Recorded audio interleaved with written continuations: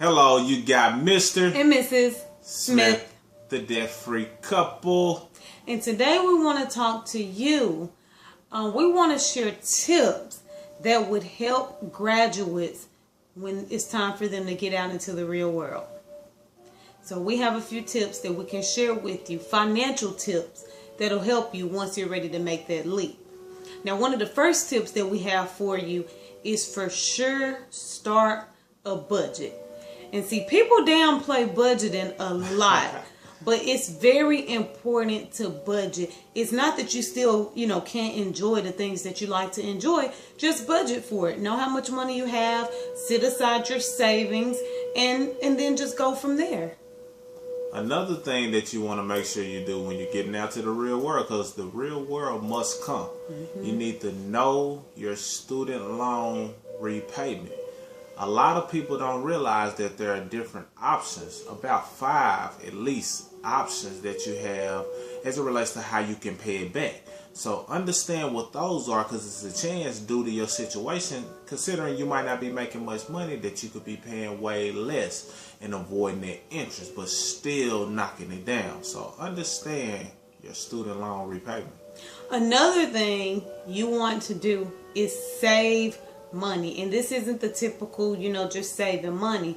You want to save for an emergency. So you want to establish an emergency fund.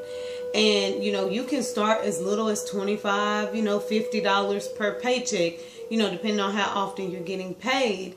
And you want to have about 6 to 8 months of your total bills in savings for sure, just in case an emergency hits. Definitely. And another one is manage your credit. A lot of people, they want to take care of their credit, but they don't really understand how easy it is to manage once you just understand a few key tips. One thing is knowing that your payment history, how you pay your bills, about 35% of your credit is a direct reflection to how you pay your bills. Yep. So even though you just paying a light bill, water bill, phone bill, things of that nature, take it serious, because those little things can have a big impact on how your credit score looks. Another thing is when you have a credit card or any credit limit, when the credit card is maxed out, it makes your credit score look horrible, because they're like, the debt to income ratio is, is low, kind of, in a sense.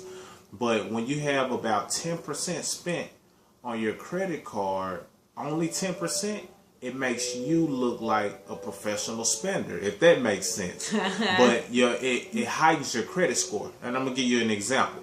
Say you have a $10,000 credit limit. If you only have $1,000 or less spent on that credit card, that alone can heighten your credit score, because they see that you have a wide range of money available, but you're not using it. So try to keep it below 10% if at all possible. Definitely below 25, but 10% is a good magic